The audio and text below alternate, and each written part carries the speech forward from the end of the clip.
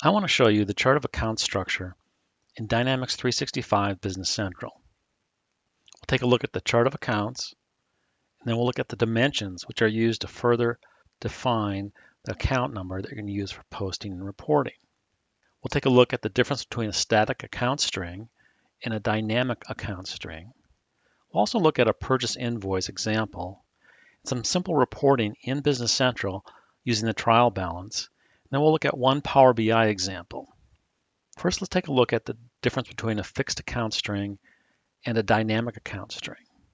You may be used to an accounting system that uses a fixed account string, which means it has a main account and then one or more segments that further define that account string. Business Central uses what I refer to as a dynamic account string, which means I'll have a chart of accounts which basically is the main account. But then I can use any dimension that I have set up in the general ledger to define that transaction. So this gives me a lot of flexibility. This means I do not have to set up all the possible account combinations in advance. I can use the dynamic account structure to select the accounts and the dimensions that I want. So let's take a look at it. This is the chart of accounts in Business Central. I have my main accounts listed here. And then to that, I'm going to add the dimensions. The dimensions that I'm going to use for posting transactions to the trial balance and for reporting are identified in the general ledger setup. You can see here that I've got 4 dimensions set up. I've got the department set up as a global dimension, and I've got product set up as a global dimension, which merely means that these dimensions show up everywhere in the system. But I have additionally 2 other dimensions that allow me to further define the account number I'm going to use in a transaction. So I've added a 3rd dimension here called grant and a 4th called job. You can see I can also add additionally 4 different dimensions if I want to. But I can also add dimensions in my system that are not part of the trial balance, that are not used for accounting and financial reporting. These dimensions allow me to get even more information out of the system, and we'll take a look at that a little later.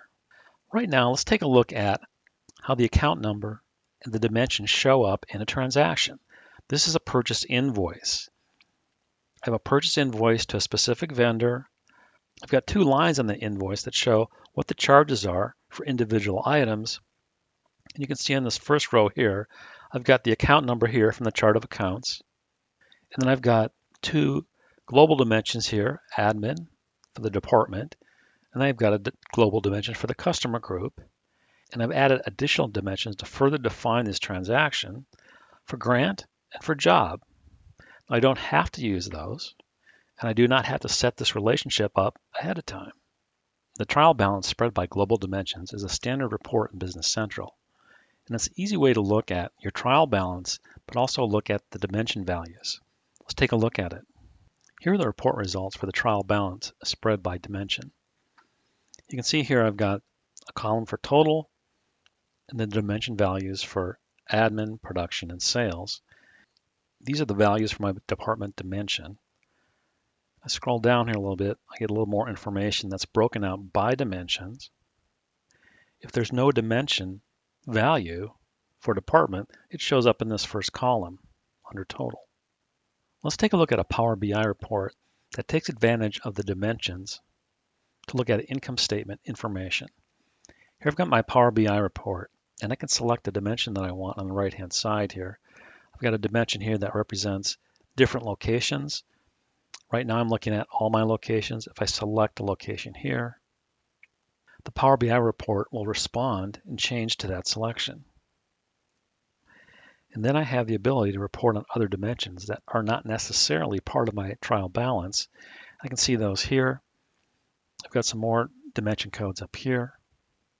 And this allows me to not only post transactions to my trial balance, but add additional information that makes the reporting much easier to get out of my system. And that's how the chart of accounts works with Dynamics 365 Business Central.